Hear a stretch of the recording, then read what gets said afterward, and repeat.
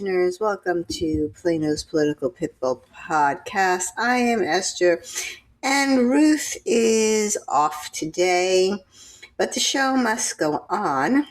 So I am going to go over the report that came out on the Plano School District and the allegations of anti-Semitism in Plano schools. But first, our sponsor is Southwest Pain Management.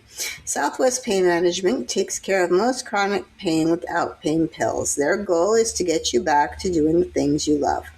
They are also the world's leading long COVID experts. Dr. Groisman sees people from all over the world to treat their long COVID. Southwest Pain Management is in Plano. Please go to their website, reliefbeginshere.com. That's reliefbeginshere.com to see all that they do. So I'm going to give you a little bit of background. This week, the long-awaited Texas Education Agency investigation on anti-Semitism in Plano ISD has come to a close. And the 42-page report has been made public. We did multiple episodes on the allegations of Plano Independent School District and anti-Semitism in 2025. And now the first of the long list of investigations is over. I have the report in my hands, and I will try to post it for you on our website, planospoliticalpitbull.com. Please feel free to read it for yourself.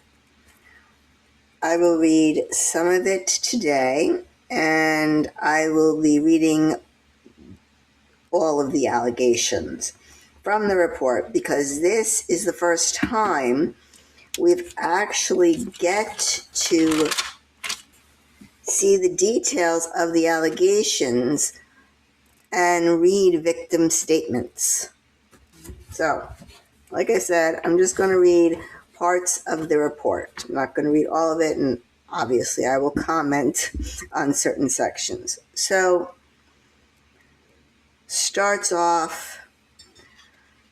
I'm going to start off on page 4. The report says between May and October 2025, the Texas Education Agency, TEA, received multiple complaints from current and former Plano ISD parents, as well as former board trustee, alleging incidents of anti-Semitism within the school district. Allegations related to curriculum, classroom discussions, student walkouts and attire, attendance, bullying and harassment, and accommodating religious holidays, and the district's failure to adequately address or respond to these issues. So a special investigation was started. Complaints started coming in from May 21st to August 2025. And there were lots of complaints that came to the agency's attention, or that were brought to the agency, I should say. So the report goes over the applicable legal standards. So oversight of the district. Generally, local school districts and their representative boards have primary authority over their operations, says the report. It continues, under state law, the Commissioner of Education may not substitute his judgment for the lawful exercise of those powers and duties by the trustee. That's interesting to me. The Commissioner, the report continues, of Education has authorized special investigations in circumstances when violation of federal and state laws occur within school districts, that indicate a failure on the part of the school district's Board of Trustees to oversee the management of the district as required by the Texas Education Code, specifically 11.051A1, if you were curious. So basically, what this just told us is really the only authority, to my understanding, that this agency has is if the Board of Trustees fails to oversee the management of the district in any way. That's important when you see the results of the investigation. So, moving on, they go over the laws in relation to curriculum and controversial topics. The report says school districts are obligated by state law to meet certain curriculum standards with their chosen curriculum. This includes ensuring that school curriculum meets the Texas Essential Knowledge and Skills, also known as TEKS. The Texas Education Code states that for any course or subject, the report continues, for a grade level from kindergarten through grade 12, 1, a teacher may not be compelled to discuss a widely debated and currently controversial issue of public policy or social affairs. 2, a teacher who chooses to discuss a topic described by subsection 1 shall explore that topic objectively and in a manner free from political bias. Now, I would like to know how a teacher is going to do that. It's not easy. I was a teacher, and I was a teacher back during Clinton's impeachment scandal and his affair while he was in the White House. And on top of the Scholastic News cover was Clinton's picture, and their little headline was, "Should a president be allowed to lie?" And I said to myself, okay, how am I going to do this? I cannot show any bias towards or against the President of the United States, no matter how I feel about him. It wasn't easy. It was not easy. I'm standing in front of this class, substitute teaching, and I'm thinking to myself, why is this even being broached to sixth graders? But that was in the lesson plan, to go over the Scholastic News, and there it was. Not easy. I hope I succeeded. The report continues. Bullying and harassment. School district boards of trustees are required under Texas Education Code to adopt a student code of conduct. This code of conduct must prohibit bullying, harassment, and making hit lists, and ensure that district employees enforce those prohibitions. The district superintendent's duties include ensuring an adoption of a student code, enforcement of that code, adoption and enforcement of disciplinary rules and procedures as necessary. School boards are then obligated by law to supervise the superintendent. The Plano ISD Student Code of Conduct prohibits the engagement in bullying, cyberbullying, harassment, or making hit lists. Permitted student suspension for any violation is also allowed, and it allows for placement in the district's disciplinary alternative education program or expulsion of a student engaging in bullying that encourages a student to commit or attempt to commit suicide or incites violence against a through a student through group bullying. And that is an important one to remember that we will come back to when I read some of these allegations. Accommodating religious holidays, the report goes on. Texas Education Code requires a district to excuse a student's absence for observing a religious holiday.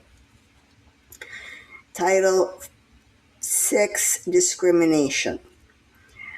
Title VI provides that no person in the United States shall, on the ground of race, color, or national origin, be excluded from participation in, be denied the benefit of, or be subjected to discrimination under any program or activity receiving federal financial funds, says the 1964 Civil Rights Act. The report goes on. Beyond intentional discrimination, a school district's failure to adequately respond to student-on-student harassment may also give rise to liability under Title VI of the Civil Rights Act. In Davis versus Monroe County Board of Education, this is a Supreme Court case. The court held that discrimination under Title IX of the Civil Rights Act, similarly worded in its meaningful respects to Title VI, prohibiting discrimination in federal-funded programs on the basis of sex, may be found when the recipient of federal funds acts with deliberate indifference to known acts of harassment in its programs and activities. The harassment itself must also be so severe, pervasive, and objectively offensive that it effectively bars the victim's access to an educational opportunity or benefit.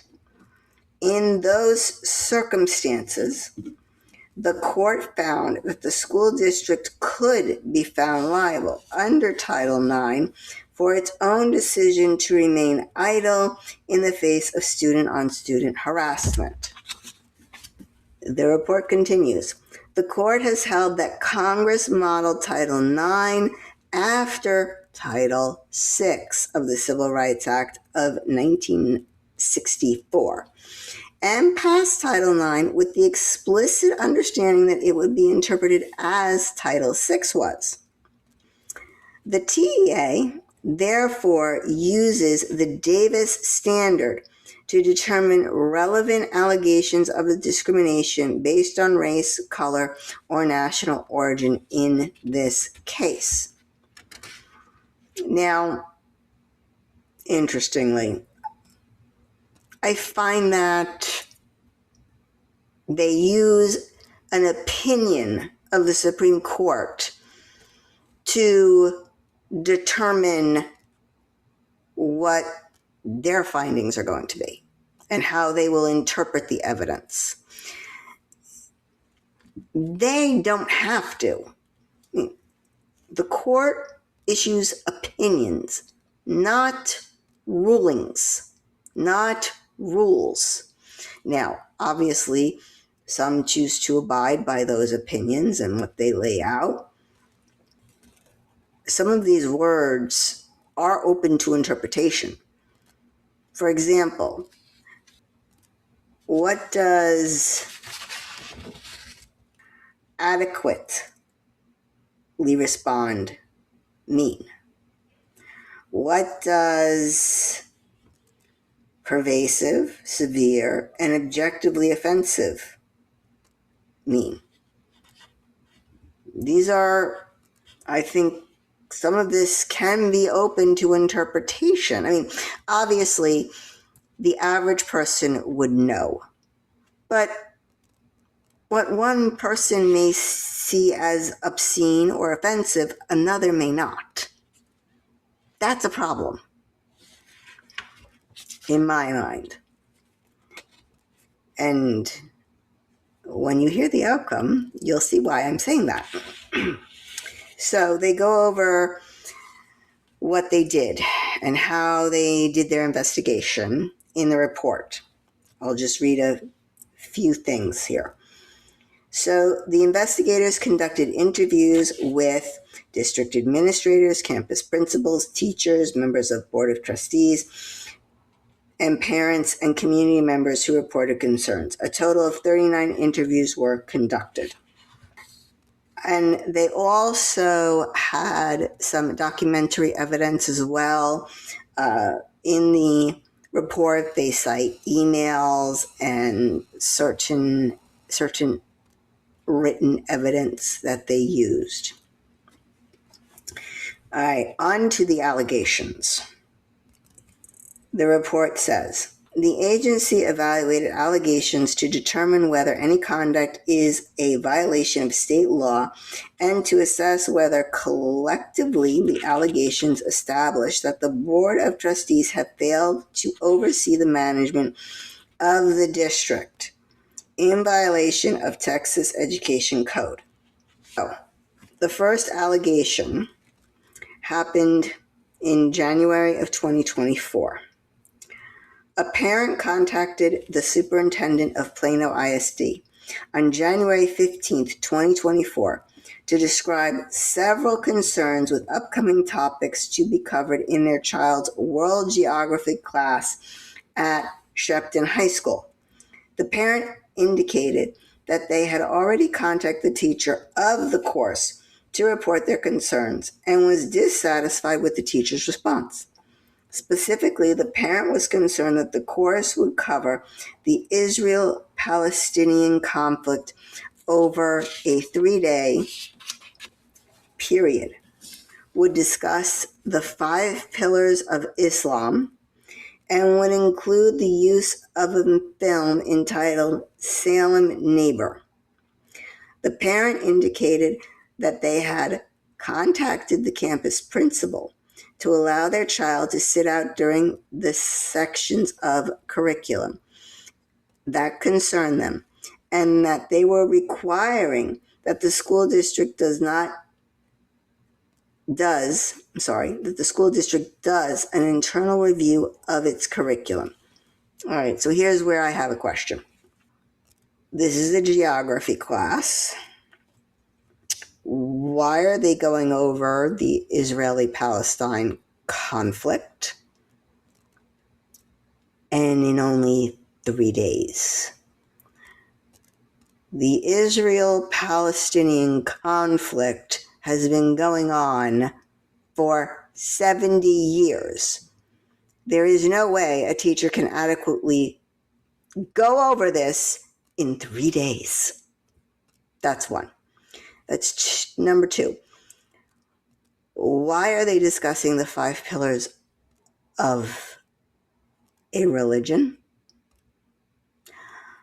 And I'm sorry, I don't see the 5 pillars of Judaism. Well, actually, we don't have pillars, but we have. I don't see them going over 5 things in Judaism. I've never heard of a film entitled Salem Neighbor. No clue what that's about. The report goes on. The campus principal contacted the parent on or around January 18th, 2024, summarizing a visit with the parent. The principal indicated that the student would be completing a separate assignment and would not be attending the relevant classroom days. The principal indicated that a staff member would also be sending the parent a copy of the curriculum for their review. Additionally, the principal stated that the referenced video would not be used in class. The district chief learning officer also spoke with the parent on the same day. Both the district administrator and the campus principal acknowledged that the film proposed was not a district-approved resource and that it would not be used in class. Okay, so here's my first question. If it's not an approved material, why is the teacher using it or trying to use it? And then in the report, it doesn't say anything about if the teacher was disciplined for this. The report goes on. The parent contacted the superintendent on that same evening to express that they were dissatisfied with the resolutions offered. I really can't blame the parent for that. I mean, so you're going to segregate her child, make her child look like an oddball, and also still be teaching something in a 3-day period that really I don't think is appropriate for a geography class. I don't think it's appropriate in any class. And also, you can't do it justice in 3 days. The report goes on. The parent would accept an alternative assignment for their student. The parent acknowledged that the Texas Education Code and TEKS supports religious discussion. Well, that might need to be changed, in my view. The report goes on. The parent expressed concerns that the district's teacher had chosen the Arab-Israel conflict to address the relevant TEKS learning objectives instead of other current or past world conflicts. All right.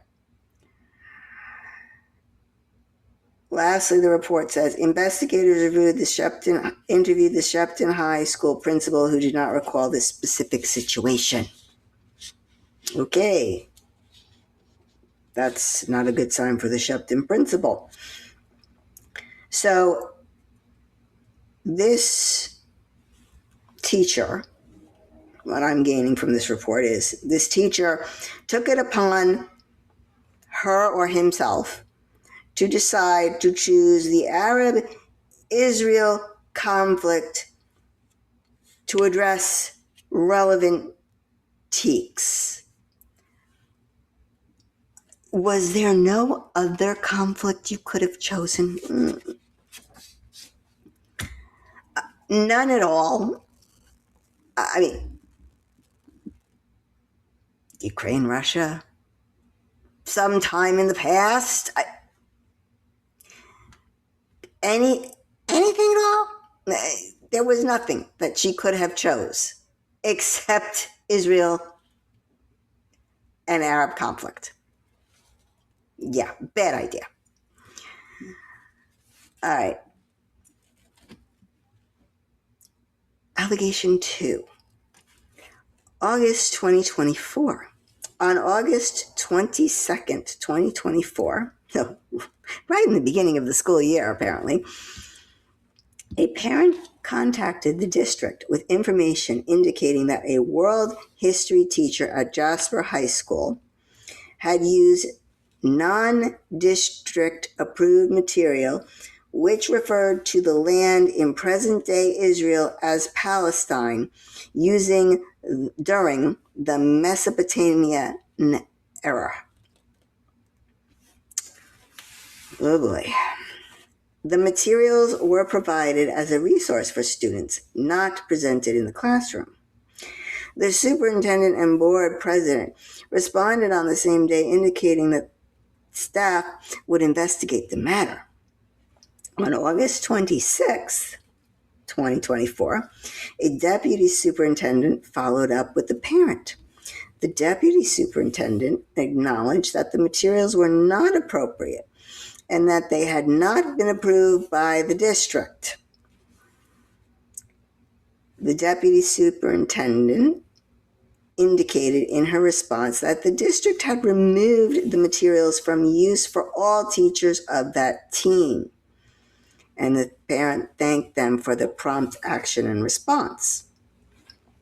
Investigators interviewed the teacher, and he stated that shortly after covering the topic of the Fertile Crescent, district staff met with him to discuss the complaint. He indicated that he had been unaware of the appropriate terms to use to refer to the relevant land area during the Mesopotamian era, and acknowledged that this was his fault. Well, at least he takes responsibility. The report goes on. He stated that the materials that he had provided, he thought had received district approval, as the department had been using them for years. So, I have a few questions here. How is a teacher not aware of the appropriate terms to use in a lesson that he's teaching? And how was his whole department or his whole team allowed to use materials that were no longer approved? Like, somebody's sleeping at the wheel here. Allegation number 3. On May 5th, 2025, a parent reported to the Robertson Middle School principal that a substitute teacher had played verses from the Quran during class. This behavior was not an isolated incident with the substitute. The principal responded, thanking the parent for bringing this to her attention and indicating that although they do not oversee substitute teachers, they are able to address the concern. Okay. So this is fascinating. Why in the world is a substitute teacher playing verses from any religious book? I mean, could I go in there and play verses from the Torah? From the Christian Bible? I don't think so. And then the principal said that they don't oversee substitute teachers. The person's in your school. They're under your authority when they're in your school. If they're not, then you got another problem on your hands here. Allegation number 4. On May 21st, 2025, a parent contacted a teacher at Clark High School in Plano, stating that they had come across a slide deck while helping their students study for an exam. The deck was set up as a Jeopardy-style quiz game in which statements are made and students would include a question in response. One slide stated, quote, groups who want to gain back the country they lost to Israel, with the response question being, who are the Palestinians? All right, I have to pause this because that isn't even correct by any stretch of the imagination. Okay? I'm sorry.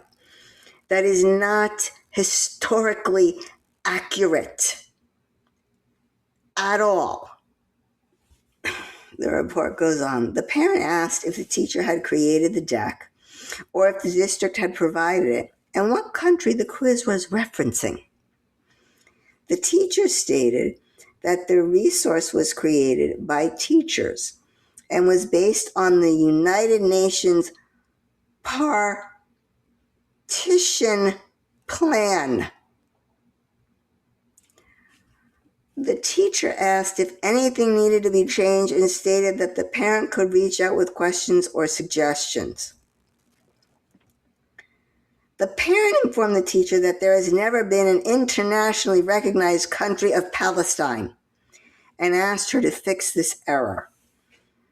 The teacher responded, I'll definitely share it with the team, and I will share it with the district over the summer.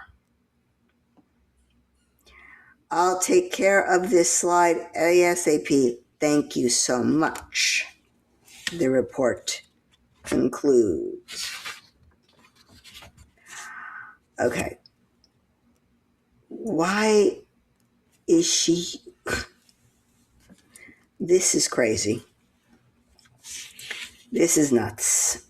I can't even fathom why they would use something from the United Nations at all. Why is this question even a question? The report continues. Investigators interviewed this teacher about the use of this slide in the classroom.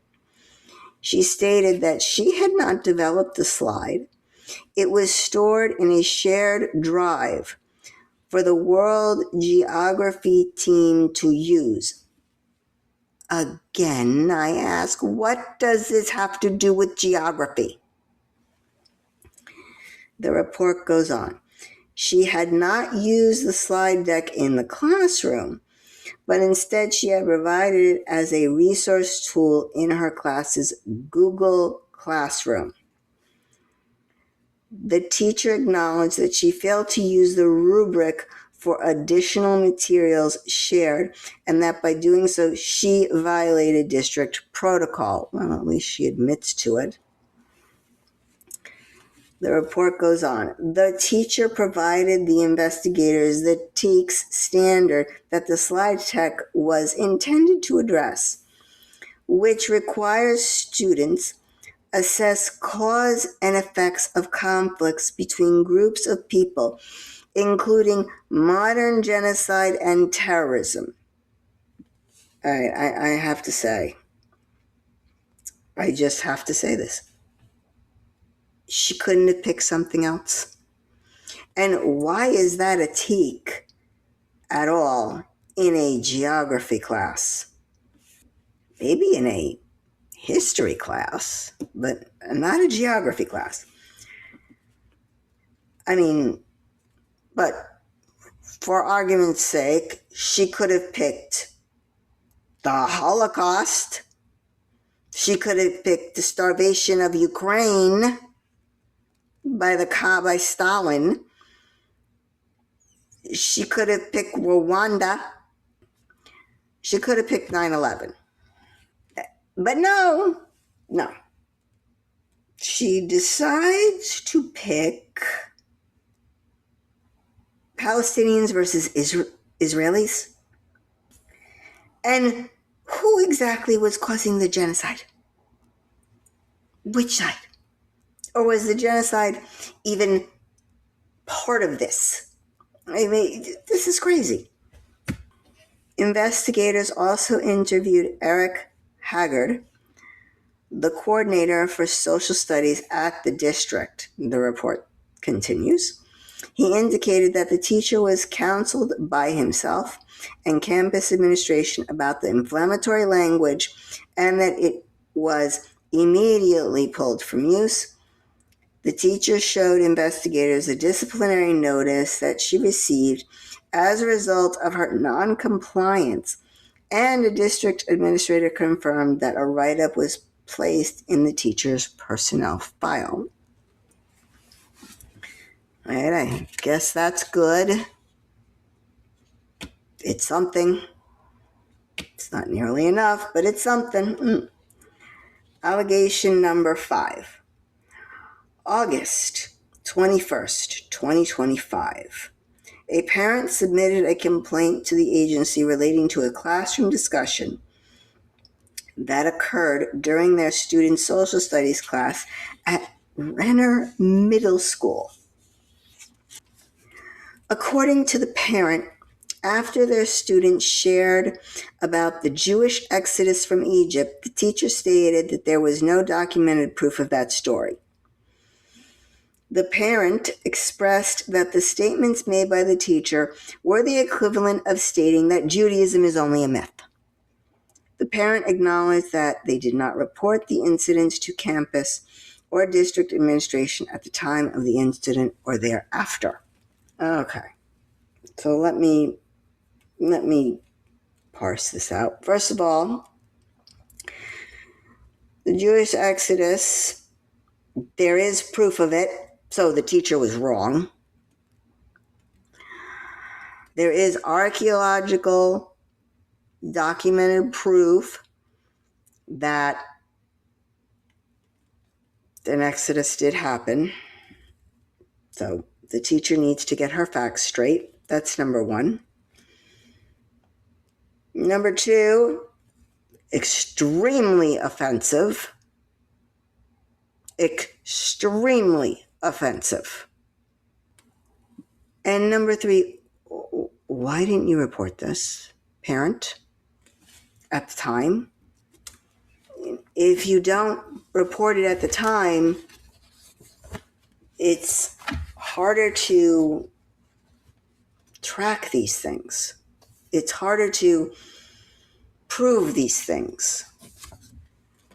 But now I know that there are some parents and students who are afraid that if they report things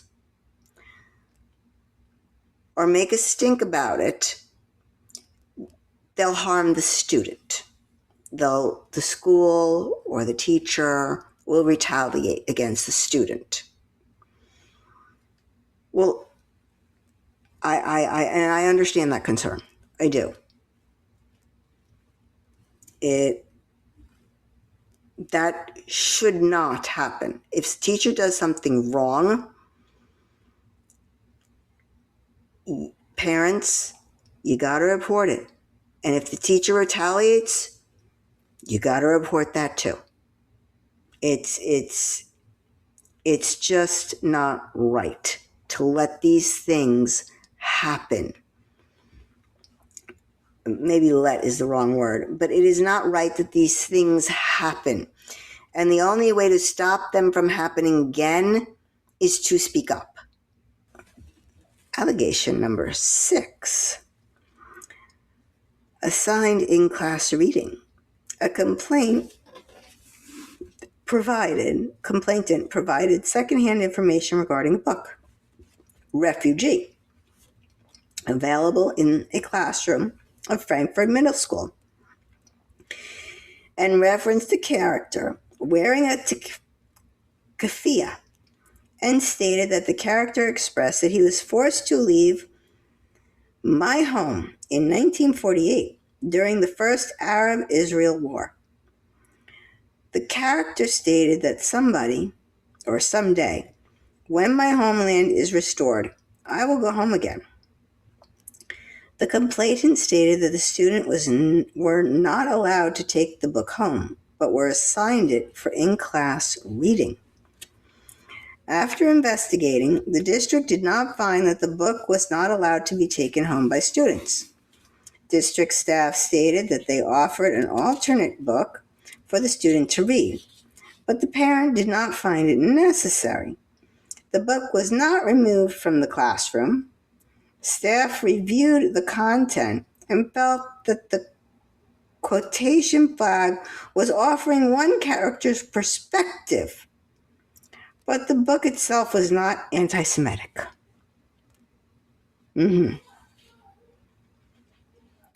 Okay. And according to the deputy superintendent, the book received the National Jewish Book Award for Young Adult Fiction in 2017. Again, I haven't read this book, so I don't know what this book says. But I repeat myself again, why is this topic even in the classroom? There's nothing else they can discuss. Nothing else about two groups of people. I mean, the Nazis versus the Jews, the Ku Klux Klan versus the blacks. Those could be more relevant. The Ku Klux Klan versus the blacks is more relevant in this country. Accusation 7. Maps in classrooms and curriculum. The complainants provided several photos of maps and other resources used in a humanities class at Vines High School, which referenced Palestine or failed to reference Israel. One classroom resource appears to be referencing religious thinkers and philosophers in a table that lists the person, date, location, and associated religion or philosophy. When referencing the Hebrew prophets, the location states Eastern Mediterranean, Palestine, Israel.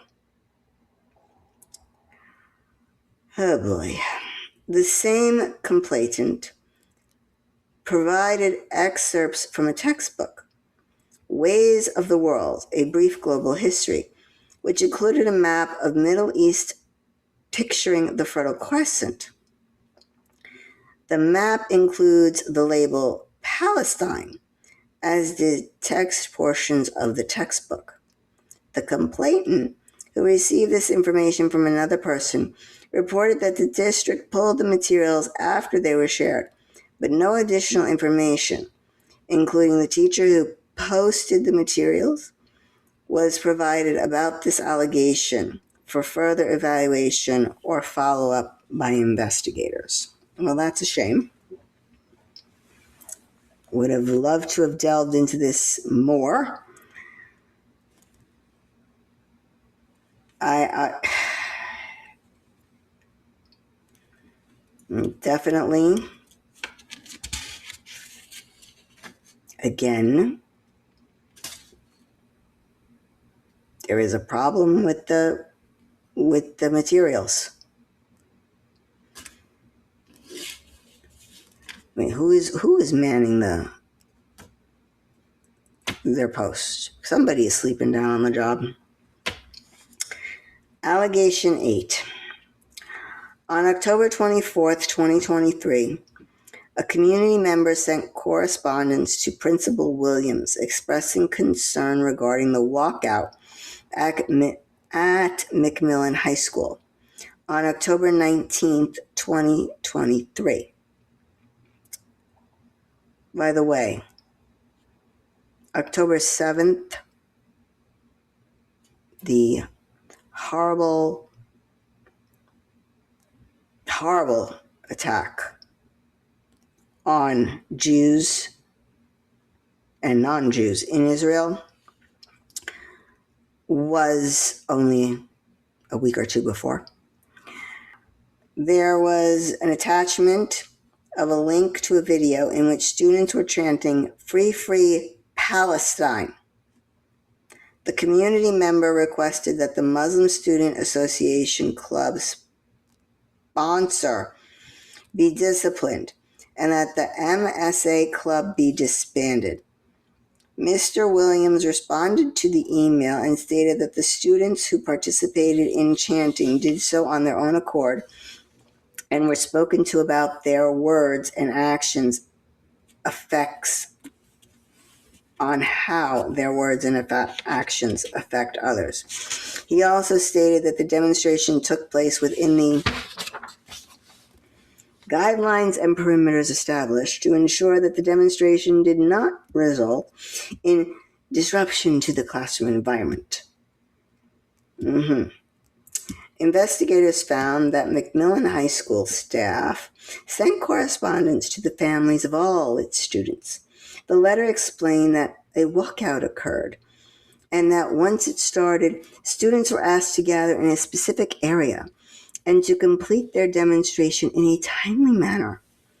The letter also stated that the event was conducted peacefully and without incident and students remained safe, and that the walkout was brief and orderly. The letter specifically stated that students may exercise their First Amendment rights, but that the school, although it would not prevent students' expression, also would not participate or promote it, and would require that demonstrations not materially and substantially interfere with school operations. I don't know, you allow a walkout, that kind of means you're promoting it, you're allowing it. Investigators interviewed David Jones, the Plano East High School principal. Jones stated that he was approached by a student who indicated that they wanted to have a student demonstration. He met with a student to discuss the planned demonstration and heard that it was intended to be supportive of the Palestinian people. He stated that he made clear to the student that the demonstration could not target any particular group, and that the student reiterated that it was to support refugees. He stated that he made it clear that the district policy required that any student demonstrations follow specific time, place, and manner restrictions to avoid disruption of the school environment and ensure student safety. He stated that the campus restricted student demonstrations to 20 minutes, beginning at the start of a passing period. Students were told to gather in the back of the campus to avoid stoppage in more high-traffic areas. He arranged for the extra police presence on the day of the demonstration to ensure that the district safety and security team were there to supervise. I don't know, it sort of sounds like you're supporting this. Jones estimated that 80 to 100 students showed up at the Plano East High School demonstration. He felt that the demonstration was very orderly. According to Jones, students who attended the demonstration and were subsequently late to their next class received an unexcused absence. Likewise, McMillan High School, following the walkout, East Plano High School sent a letter to families of all its students regarding the student walkout. This happened. These two walkouts occurred October 18th and October 19th. The 18th and the 19th of 2023. How tone deaf can you be? Jews got massacred. Israeli citizens got killed, were taken hostage. And this kid comes up to you and says, we want to hold a demonstration for Palestinians? I'm sorry. Okay. I think it's your job as the principal to sit that student down and explain to them why that's not a good look. They say, he told them, one of the principals said to him, well, we can't support this, the teachers can't demonstrate with you, we have to stay neutral. You're not staying neutral, you're not staying out of it, you are supporting it by telling them, well, now it can last 20 minutes, and you have to do it from this time to this time, and we're going to send in campus police just to make sure things are orderly. No. This is a school. It is not a city hall. Let them go protest on Saturdays if they want to protest.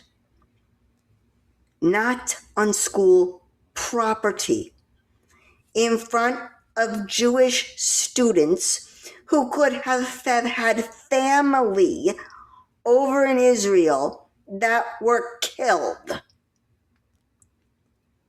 or attacked.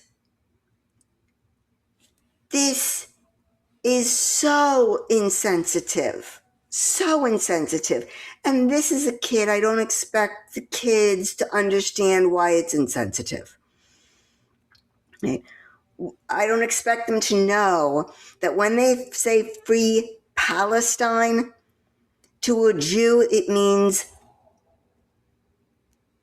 wipe all the Jews out of Israel. Get the Jews out. Kill them all. That's what a Jew hears. Right? I don't expect a kid to know this. I expect an adult to know this and to be a little more sensitive. Allegation number 9.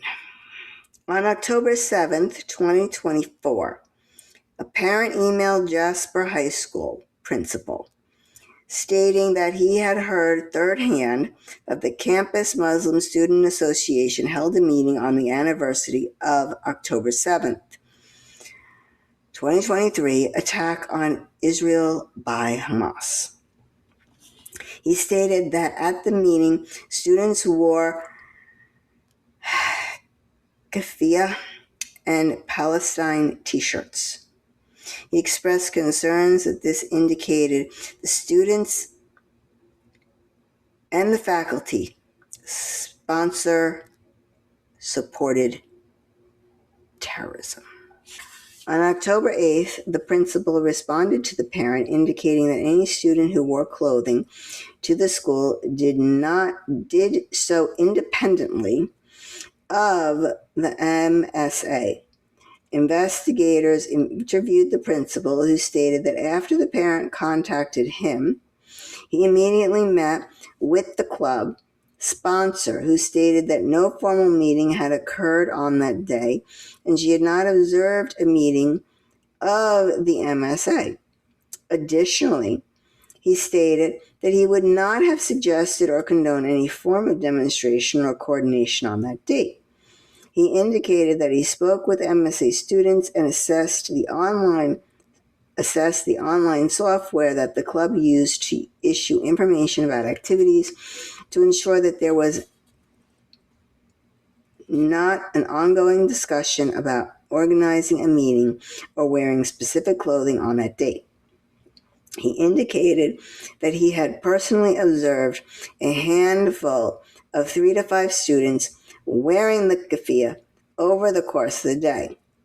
In his October 8th, 2024 email, the principal informed the parent that the campus had not been able to identify any school-sponsored activity and that the individual students could express themselves through their attire unless it caused a substantial disruption to the educational process. Well, I would think wearing those would, but okay. The principal told investigators that a group of Muslim students, he estimated an average of about 50 to 60 students, participate to gather to prayer at the campus on a daily basis, and that they did so on October 7th as well. All right, well, that's a little different than a demonstration. All right, so I guess there is obviously some kind of obviously that one wasn't parsed out. Accusation number 10.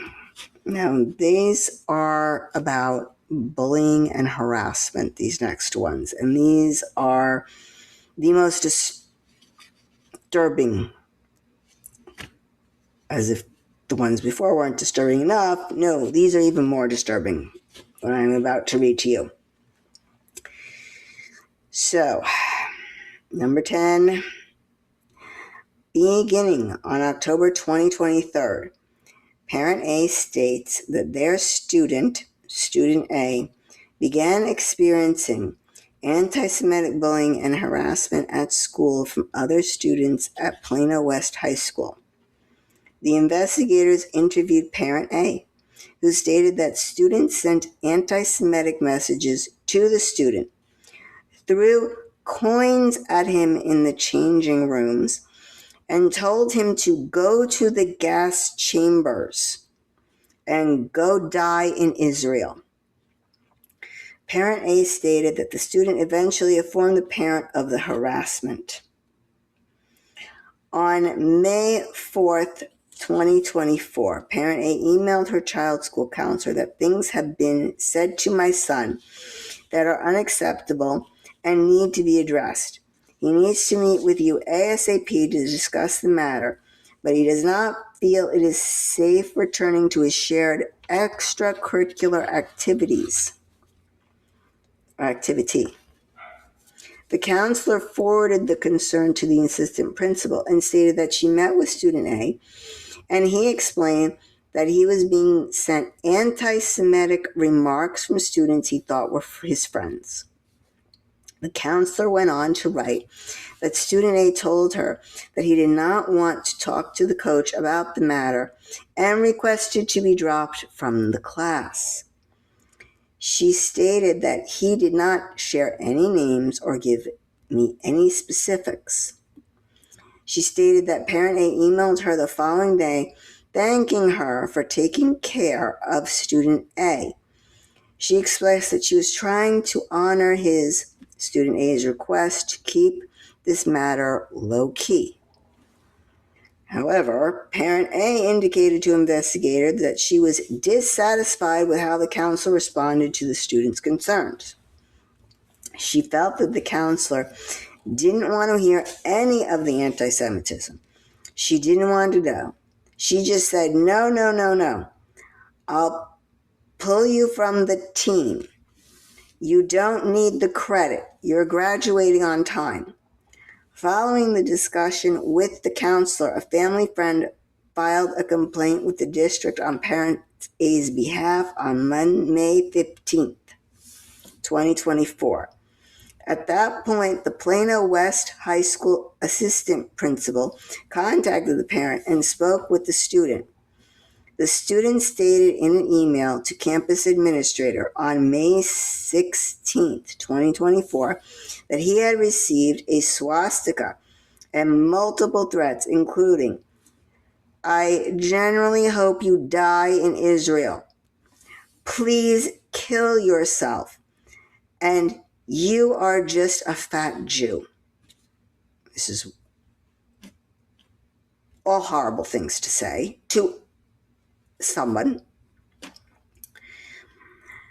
And it goes against the code of conduct that I read to you a couple of pages before. To me, this is offensive. You're telling people to go off themselves. You're telling young kids to go kill yourself, and I hope you die. I mean, that is horrible and directly is against the code of conduct. Also, sending anti-Semitic messages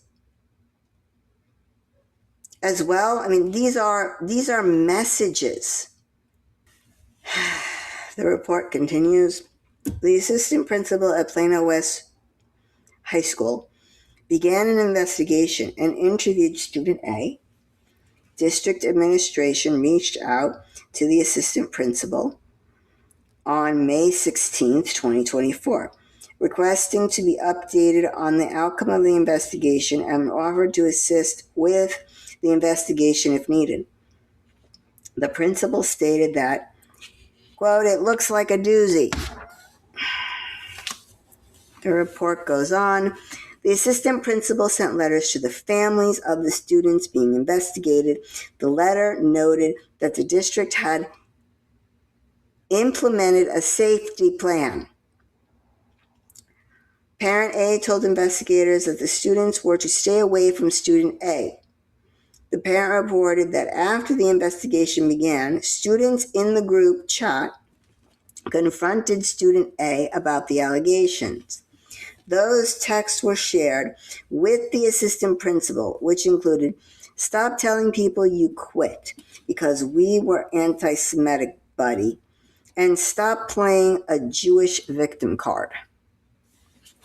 According to parent A, students continue to violate the stay away agreement, and while it was her understanding the assistant principal addressed the violations with the students during the investigation, they were not punished for their failure to follow it. She stated that her child eventually had to drop out of the extracurricular activity due to the harassment. I don't know, that kind of sounds like a Title IX violation right there. To me anyway, the report goes on. At the end of the semester, it was her understanding the assistant principal left the district, and she never found out how the investigation ended. She stated to investigators that the student who harassed her child were never punished. The report goes on. Investigators reviewed materials relating to this case, including a photo of the message that appears to be from these students and directed at parent A student.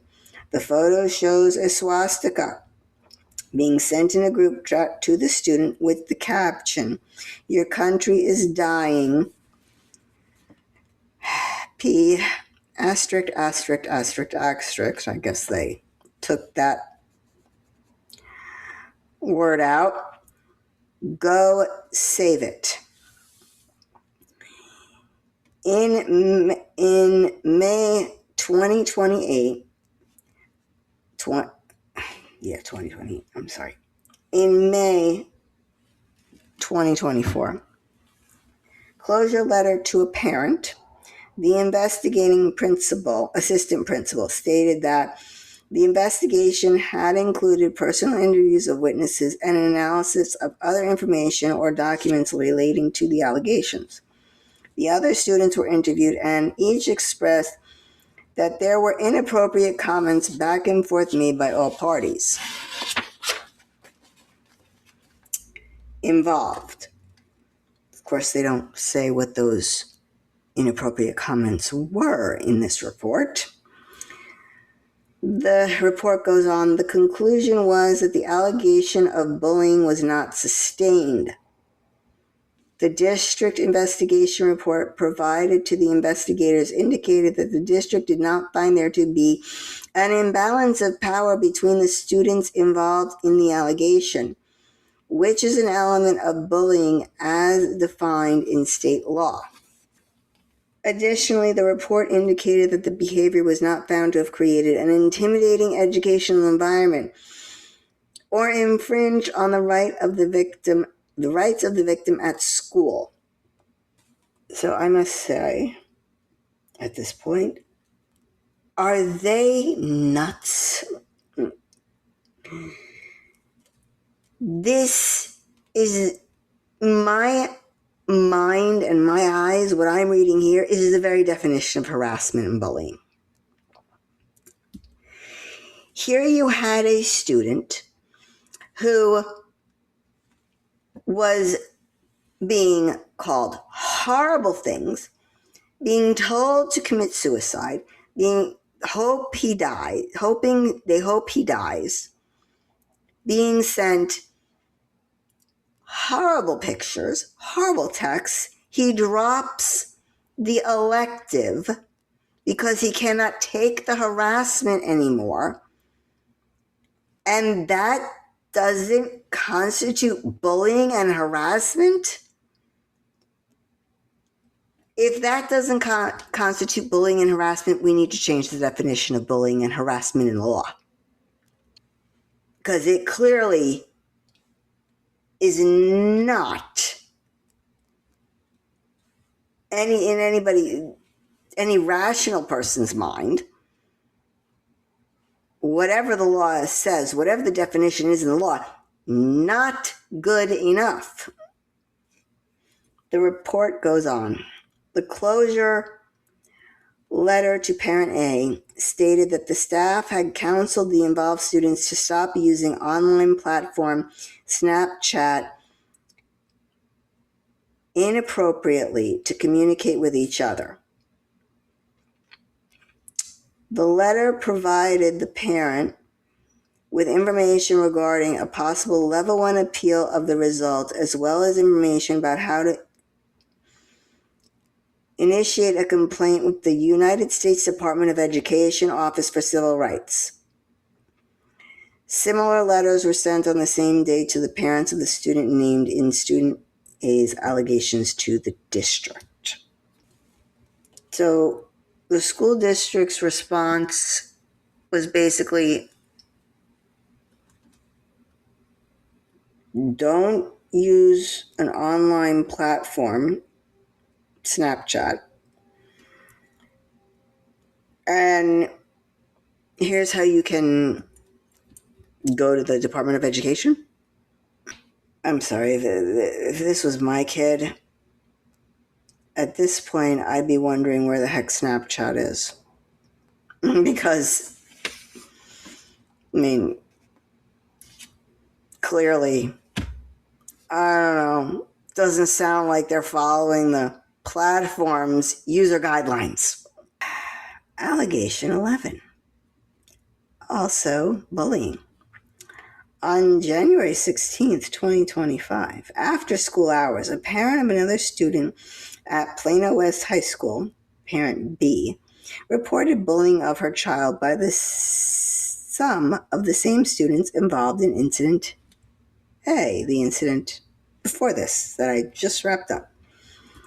The campus behavior coordinator responded on the same evening and indicated that she would begin an investigation, have students sign a stay-away agreement, and ensure the student could make a schedule change. The following day, the coordinator sent another email to parent B indicating that she met with the student and walked him to the counselor's office during a shared class with the other students to facilitate a schedule change for the student. The coordinator also indicated in the email that she was attaching the initial investigation letter and that she would email the findings within the next 10 school days.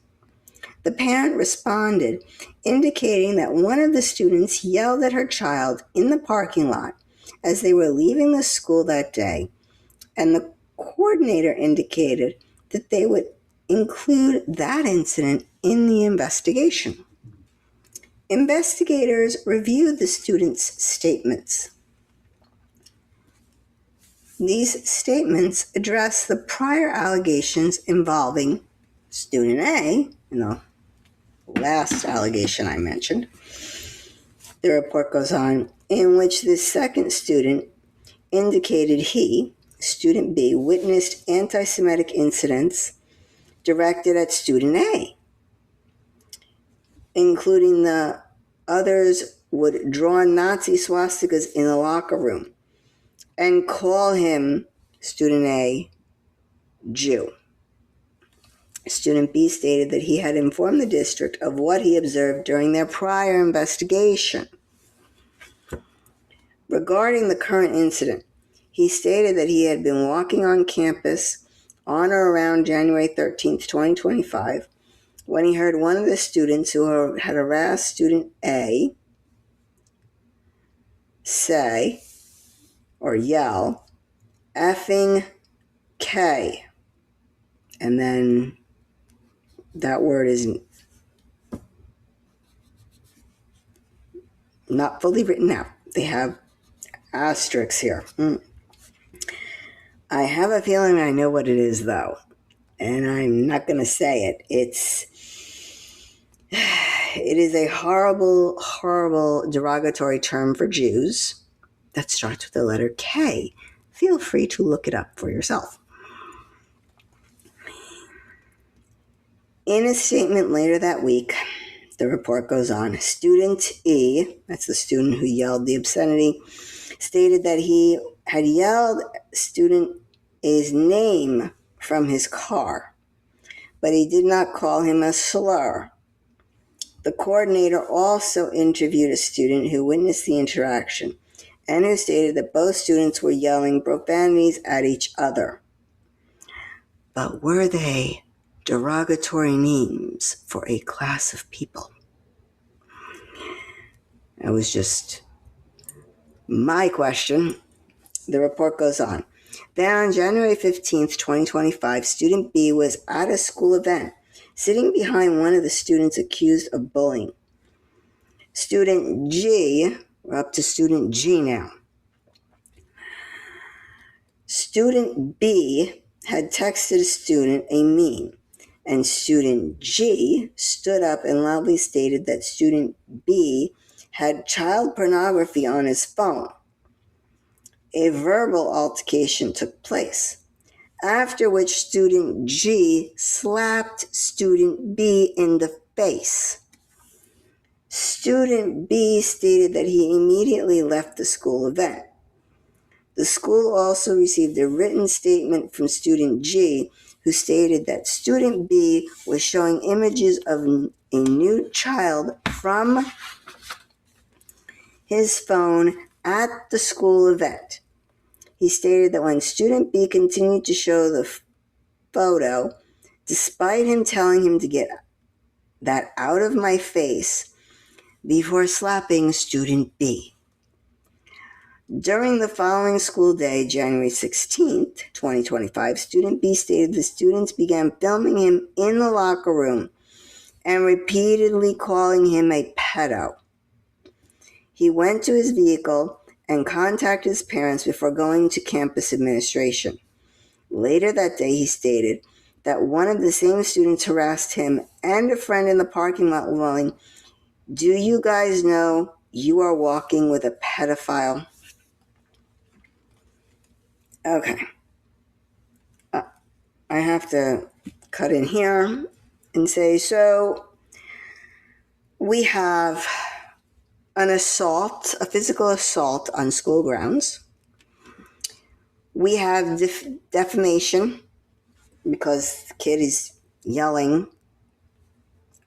at this kid that he's a pedophile, which, is in front of a large group of people, defaming him. And I think that since you've had a physical assault, the police should have been called. Charges should have been issued against the student who hit the kid. And I would love to know if this kid really did have child porn on his phone, because that's a crime too. So, did the teachers look into that? Did they ask for the kid's phone to look and see, well, what was the meme? That's a crime. Child porn on a person's phone is a crime also. Back in my day, if a student hit another student, the hitter got suspended and had to leave school. That moment, it didn't matter who started it. It didn't matter what anybody said. And also, if one kid hit another kid and the victim hit back, both kids got expelled. Not expelled, suspended.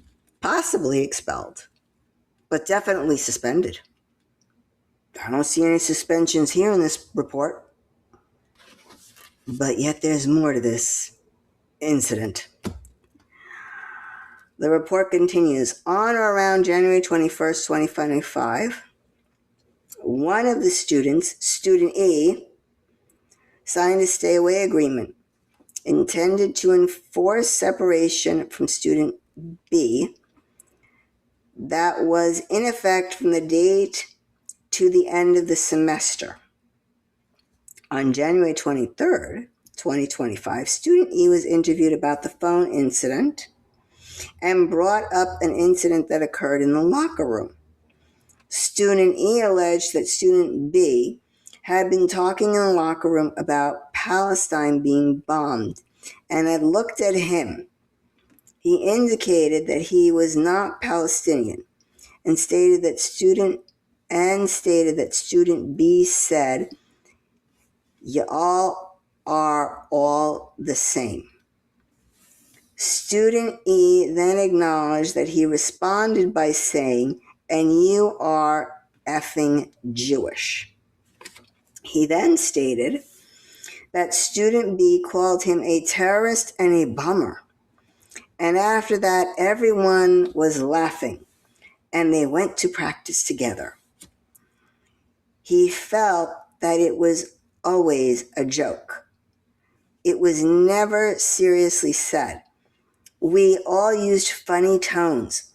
Student E stated that it was his opinion that student B only made the bullying allegations because he was angry that the students had reported him for showing inappropriate images at the school event. Yeah, okay. I don't know what to think on that one. That just sounds crazy. The report goes on.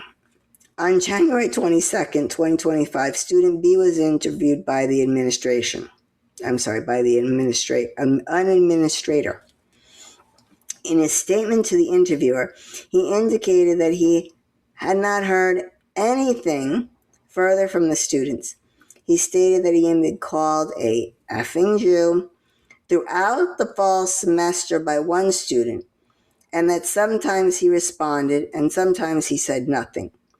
He also told the administrator that he agreed to the back and forth bantering, where he had participated in name-calling using terms like terrorist and bomber, and initiated the Israel-Palestine conversation that resulted in an anti-Semitic name-calling.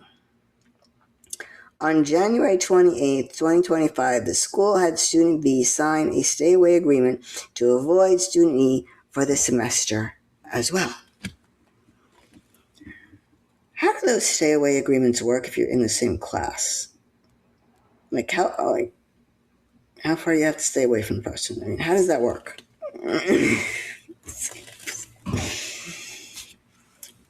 The report continues. The district collected statements from other student witnesses. One student said that student B had looked at student E during the conversation about Israel and Palestine in the locker room, and student B said, "Your people bombed Israel." When student E said that he was from Iran, student B said, "Same thing." And student E responded, "Shut up, Jew." The witness said that it was stated in a joking way, and we all laughed. The campus behavior coordinator completed the investigation into this incident in early February 2025. The administrator held conferences with student E and their parents, and student E received a day of in-school suspension for harassment due to victim's religion. In-school suspension? In-school suspension. Allegation number 12. In January 2024, parent C reported that student C had been bullied in the agricultural barn, which is a shared facility with multiple schools. It was reported that another student had sent a message telling student C to kill himself, stating, "Go die, Jew," along with additional insulting remarks and behavior towards student C. Upon receiving the complaint at Shepton High School,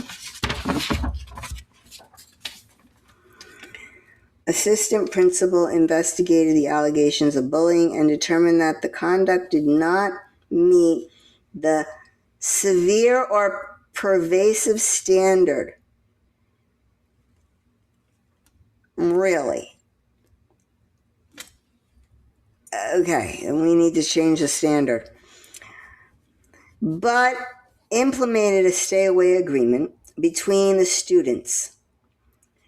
A meeting was also held with the families, during which an apology was offered to student C. In May, the director of student management conducted a formal bullying investigation into the January incidents. The administrator determined that the allegations of bullying were unsubstantiated. The assistant principal and others were addressed about their failure to initiate an investigation as required by district policy in January and received retraining. All right, so at least something was done there. Retraining, I guess. I mean, this is just crazy. In your own code of conduct, Plano ISD's own code of conduct, you can't message those things to other students. Now, why is that? Why did they have to add that? Well, they had to add it because children were being harassed. Children were being told to go kill themselves, and then guess what? They ended up doing it. It was horrible. And actually, one girl was found guilty in a court of law for a crime for harassing this girl and basically telling her to go kill herself, and the girl went and killed herself. If, God forbid, if one of those kids who had been told to go die had killed themselves, these kids could be looking at getting arrested. Yet Plano ISD said they did not they did not do any bullying. They did not break any rules. Come on. That's ridiculous.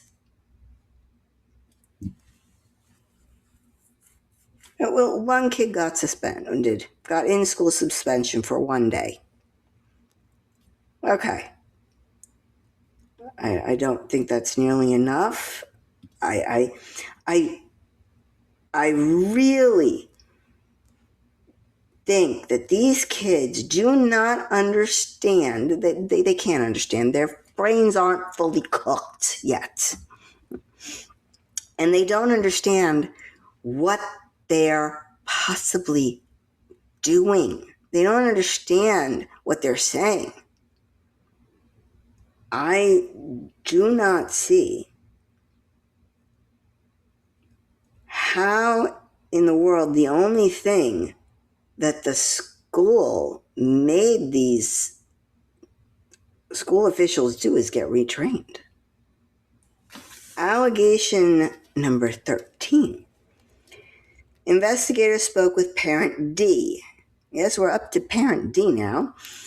About the handling of a bullying complaint at Renner Middle School, in which a student repeatedly chanted, "Free Palestine, F Israel." And his son, student D, a Jewish student, had told the student to stop several times. The principal received the complaint on August 19th, 2024, and sent her findings to Parent D on August 29th, 2024. The principal noted in her documentation that during the investigation, she placed a phone call to the parent, separated the students, and implemented a safety plan. The report does not say what the safety plan was. The report goes on. The principal found that the incident did not meet the definition of bullying under policy,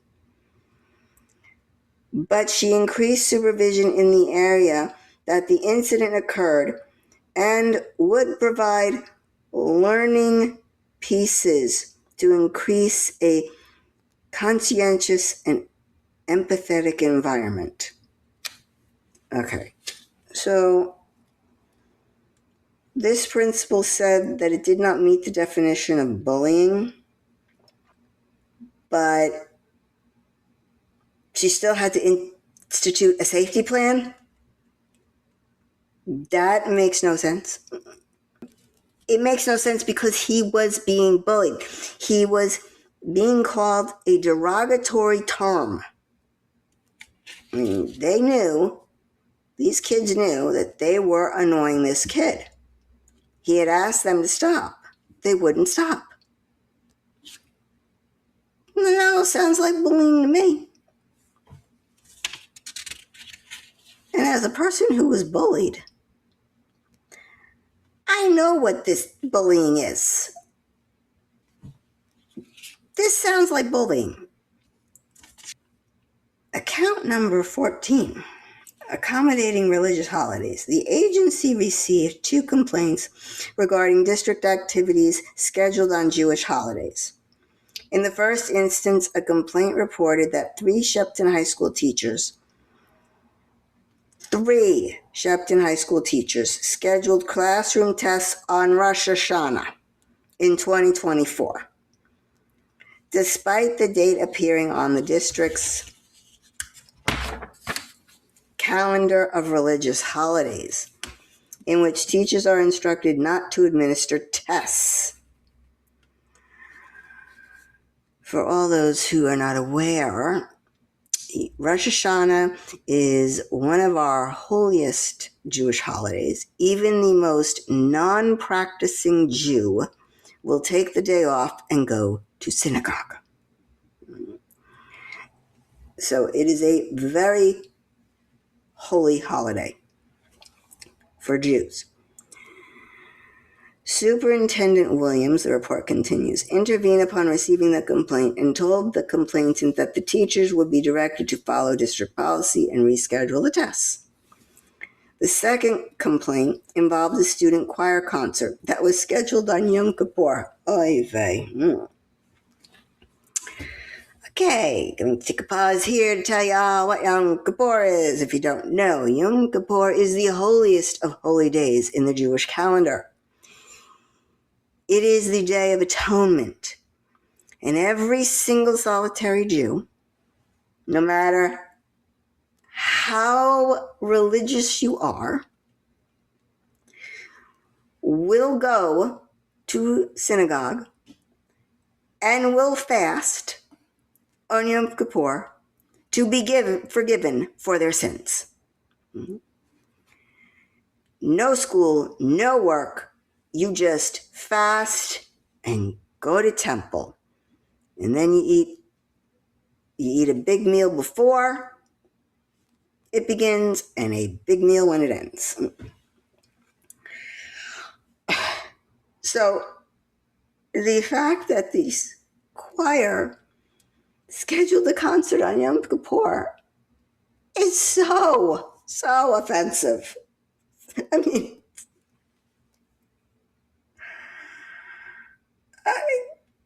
how does that even happen? Yom Kippur is on the secular calendar. You can even, if you have a digital calendar, you can add Jewish holidays to the secular calendar. they'll have an option for you. All right, their report continues. The complainant noted that the district's guidelines state that the teachers are to minimize religious observance conflicts when scheduling events. The complainant acknowledged that after notifying the teacher changed the date of the concert. Well, there's a small victory. All right. Analysis. While certain subject areas are governed directly by provisions of the Texas Education Code, other matters fall under the purview of local district policy. According to the agency, evaluated the allegations to determine whether there is systemic noncompliance with federal or state law within the district, and whether such noncompliance would establish that the Board of Trustees has failed to oversee the management of the district in violation of Texas Education Code. The agency finds that the allegations regarding a violation of the Texas Education Code by Plano ISD Board of Trustees is unsubstantiated. Yes, you heard me correctly, folks. The Texas Education Association agency, says that the allegations of violation of the Texas Education Code is unsubstantiated. As to the complaints and allegations on curriculum and class discussions, the agency finds there is no systemic failure by the district to comply with curriculum requirements under the Texas Education Code. You heard me right again. No failure. Notwithstanding the district's development and implementation of applicable policies and procedures, the evidence demonstrates that several teachers from the district campuses presented instructional materials that inaccurately depicted historical events related to Israel. The agency was able to investigate 4 curriculum-related incidents reported by complainants and identified local policy and procedure violations in 3. In these cases, campus and or district administrators took corrective action, which included reevaluating instructional materials, removing materials deemed inappropriate, and or counseling or disciplining staff members for failure to comply with district procedures governing curriculum selection. The report goes on. Despite instances of teachers in several different schools failing to follow district policy and procedure regarding the selection of curriculum, these individual violations, which investigators determined were addressed by campus or district administrators, do not establish a systematic failure by the district to comply with curriculum requirements under the Texas Education Code. So, again, they pass. The district pass. Student conduct. The student conduct area. The agency finds that the district is in compliance with acceptable statutory and administrative requirements related to its student code of conduct, bullying policy, and attendance procedures. Okay, I'd like to know what the heck they were reading, because that's not what I saw here. I saw something totally different. I saw kids being bullies, kids being harassed, kids being hit, assaulted, said horrible things to, One kid not wanting to be in the extracurricular activity he was in, and apparently the TEA says the district is in compliance. If this district is in compliance with the law, then there is something wrong with the law. Investigators also determined, the report goes on, that although parental notification of investigative outcomes occurred, the district failed to consistently document investigative steps and follow-up actions. This lack of documentation, in part, resulted in parental communication that did not contain sufficient detail. The district has since undertaken corrective measures, including staff training, to address these deficiencies. The agency concludes that the district is in compliance with the acceptable statutory and administrative requirements related to the student code of conduct, harassment, and bullying policies, and attendance procedures related to walkouts during instructional time. I'm stunned. I am sitting here and I'm reading this again for the third time, still stunned. They say the communication was lacking. They didn't follow up. They didn't document properly. But because they had undertaken corrective measures, the district, because it had retrained their staff to address these deficiencies, Plano ISD is fine. They're off the hook. The report goes on, based on the corrective actions taken and the absence of evidence indicating noncompliance with state law, the agency does not find a violation of the Texas Education Code regarding religious holidays. Okay, well, that I kind of knew. That I'm not surprised at. Like I said, they did correct it. Shouldn't have happened in the first place, but they did fix it. The report goes on to discuss Title VI discrimination. After reviewing the evidence, the agency concludes that the district did not engage in intentional discrimination, nor did the district act with deliberate indifference to known harassment. To determine whether Plano ISD intentionally discriminated against Jewish students, the agency applies the analytical framework set forth in court case Village of Arlington Heights. Under the framework, intentionally discrimination may be established through direct or circumstantial evidence, and the inquiry considers several non-exhaustive factors: the historical background of the challenge decision, the sequence of events leading to the decision, departures from the normal procedures or substantive conclusions, and the relevant administrative history.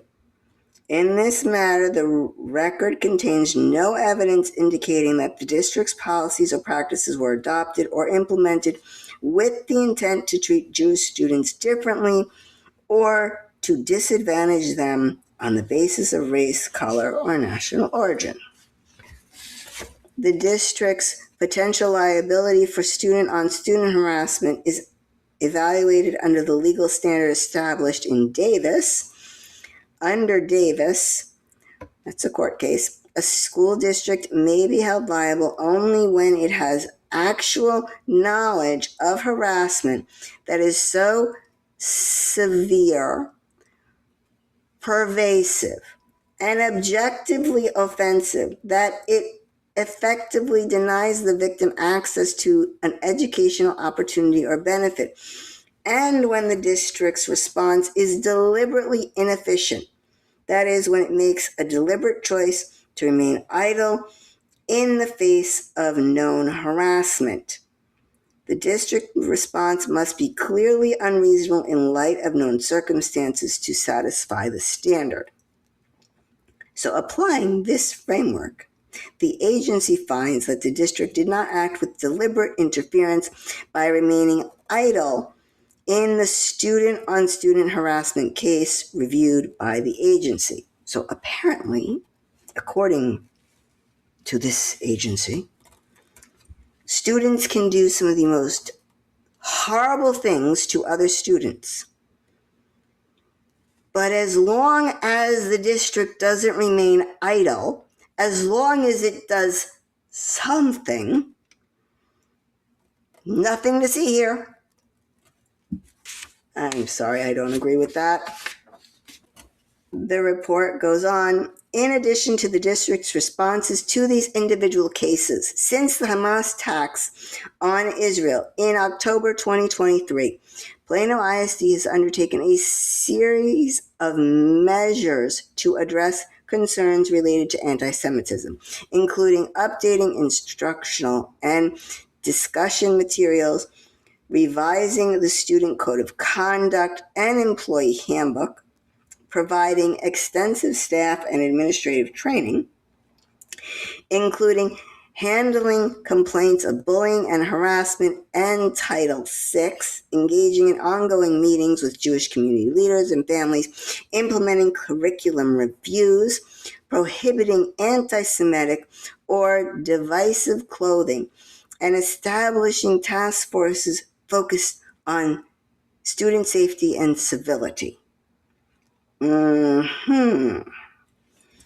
The evidence does not support a finding of intentional discrimination by the district towards Jewish students or deliberate indifference to student-on-student harassment directed at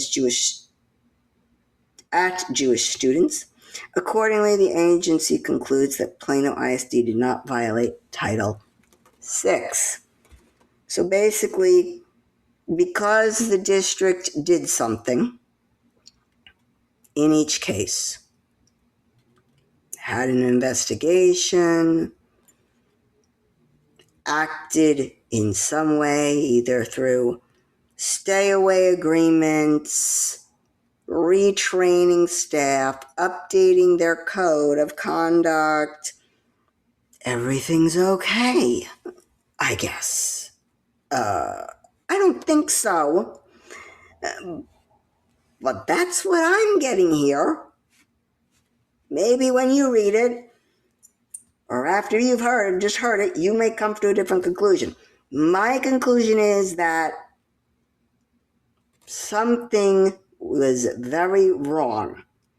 And while Plano did an investigation, the conclusions were not correct. And oh yeah, we changed some things, so we're okay now. So in summary, the report concludes, because the record does not support a finding of Title VI violations or systemic noncompliance with state law, with state statutory and administrative requirements, the agency likewise concludes that the allegation that Plano ISD Board of Trustees failed to oversee management of the district in violation of Texas Education Code is unsubstantiated. Accordingly, the agency has concluded its review and this investigation is now closed. So, I don't know about you all, but I know that the school district is going to be very happy that they have been found, I guess, not guilty. In a matter of speaking, that somehow they were cleared. Now, granted, the report that I just read doesn't exactly paint them in the best of light, but My problem is that some horrible things were done to these kids. And if those things that were done to these children is not the definition of bullying, harassment, offensive, horrible things, then the definition in the law needs to change, because it is clearly not adequate. Throwing coins at a Jew is anti-Semitic. Telling any kid to go kill themselves is egregious and should never be allowed in school, let alone texting it. It's cyberbullying. So, where do we go from here? Well, first of all, if you are a Jewish parent, my advice to you is leave the Plano School District. Just leave. Vote with your feet. The Plano School District gets money from the state for every single student it has enrolled. If that enrollment goes down by a lot, you are making your money scream. Milton Friedman once said, money doesn't talk, it screams. But more importantly, to protect your kids, leave the district. Just leave it. You could stay in Plano. You don't have to move, because I know that's very burdensome, but leave the schools. There are Jewish private schools that you can send your kids to. Levine, Yavna is a high school. Levine goes from preschool to 8th grade. There is another Jewish school that is connected to Yavna. Yavna is a high school. There is a lower school, again, preschool to 8th grade. It's a little far. That's in Dallas. Levine Academy is in North Dallas. It's not that far. That's where I sent my children. It is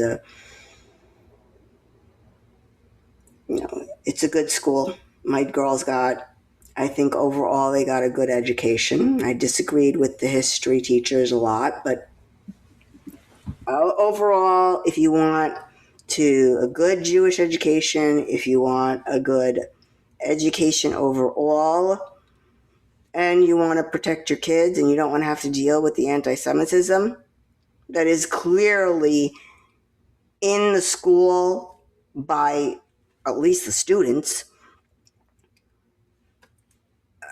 look at those schools. We have school vouchers. I know believe me, I know the schools are expensive.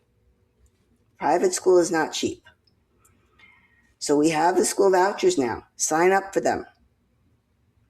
If your kid is disabled, you get put to the top of the list.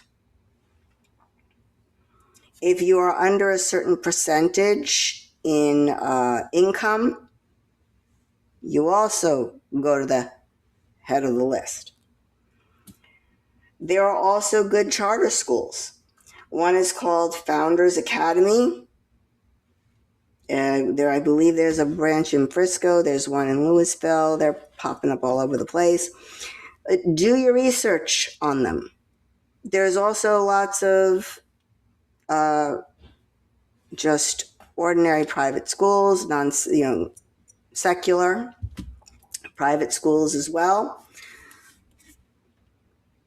A lot of the Jewish private schools, if you don't make a lot of money, they will give you a discount. You have to show your tax returns. And then they will take off a certain amount for tuition. I had to do that one year, because my husband had got laid off. It happens. And we ran to the school. It was in the middle of the school year. We ran there and we were like, please help. And they did. They decreased the tuition. If that doesn't work for you, there is a lovely private school that I also am familiar with, Bridge Builder Academy. If you want one-on-one attention for your kid, this is the place for you. Okay? So that is in Richardson on Campbell and Coit. Great school. Fabulous school. My kids went there in high school and loved it. Again, if the owner, he's got to pay the bills, but he wants what's best for everyone. So go see the place. If you like it, talk to him. If none of that works for you guys, try homeschooling. Okay? And obviously your last result is to move. But if you move, you have the potential of having the same problem. Because this stuff, anti-Semitism now, is everywhere. And the kids, they think that they're going to be social justice warriors, and they think they have all the answers, and they don't, obviously. If you are not able to leave PISD, then you need to teach your child how to respond if something like this happens again. So here is what I would do if this was my child. Okay, if my child was in Plano ISD, and I'm so glad they were never in Plano ISD.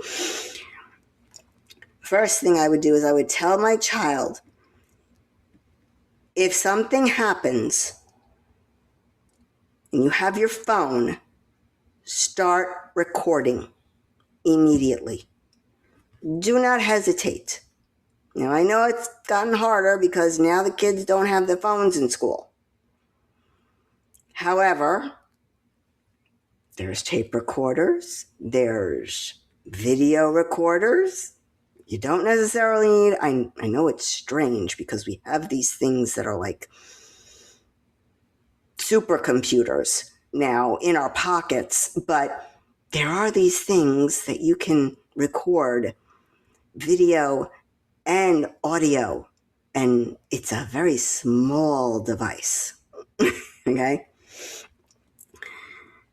Second, start a journal and write down everything that happens as soon as the student can, or do a video journal. If your kid gets threatening messages or gets assaulted, report it to the police. Again, this is what I would do. So, assault, threatening messages, these are crimes. And schools are not detectives. If you report to the school, put everything in writing and keep every communication, every record of your conversation, and record your conversations. If you are on the phone with them, record that conversation and tell them, I'm recording this conversation. Be upfront. Say, I'm going to record this conversation. for my safety and yours, for my memory, and for it to have a record. Basically, document everything you can. Again, this is what I would do. If I were stuck, if my kids were stuck in this school. Also, the school needs to stay out of the Israel-Palestinian debate. That does not need to be brought up in school. The Middle East has had problems for thousands of years. Modern Israel is 70 years old. A school in Texas is not going to fix this. It must be fixed by the people who live there. So I'm sorry, you're just going to have to stay out of it. School district. Also, stop trying to create activists. Kids are in school to learn and prepare them for college or a job or a technical school. They are not in school to learn how to protest, community organize, or become some kind of social justice warrior. Also, voters, get out and vote in school board elections. If you don't like what the school board is doing, you will get to change 4 members in May of 2027. So start paying attention to who is going to run in the election next year for school board. Also, if there is a problem in the law or in the Texas Education Code, and I think there is, because what I just read to you, to me, that's bullying. And if that is not bullying in the law needs to change. So go to your Texas rep and ask them to change the law. All right, on to our very important dog. Thor is a friendly boy who is about 2 years of age, is very playful with children. He is active when he plays, so may be best in a home with without younger children. Thor was very excited for his first pups in the park walk. He had a lot of energy as he left his kennel, but settled down quickly. He was very patient while being harnessed in the lobby of the shelter and loaded into the car without issue. Thor rode well in the car and was very relaxed. He walked well on a leash and got along well with all the other dogs in the group. Thor exhibited no prey drive while encountering birds and squirrels along the walk. So if you're interested in Thor, please go to our website, planospoliticalpitbull.com, and click on the link, Pit Bulls for Adoption. I know we were very long today, longer than usual, but this was a very important topic, and I felt that it should be gone over in detail. Did not want to miss anything or have anything misunderstood. So I do apologize for the length of this episode. That is all for today. Like, share, and comment, and please subscribe. This is Esther for Plano's Political Pitbull signing off.